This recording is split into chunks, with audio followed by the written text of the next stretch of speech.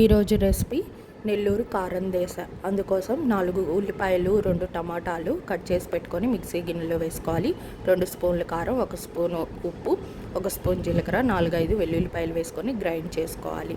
తర్వాత స్టవ్ పైకి ప్యాన్ తీసుకొని అందులో ఆయిల్ వేసుకొని ఆయిల్ హీట్ అయిన తర్వాత తాలింపు గింజలు, కరివేపాకు, ఎండుమిరపకాయలు వేసుకొని బాగా ఫ్రై చేసుకోవాలి.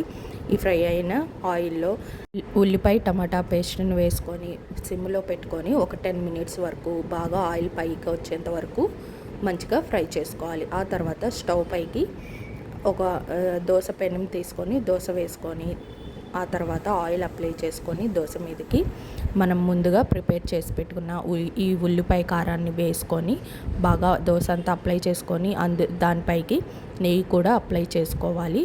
బాగా దోశ కాలిన తర్వాత ఇంకా దోశని సర్వ్ చేసుకోవటమే అన్నమాట.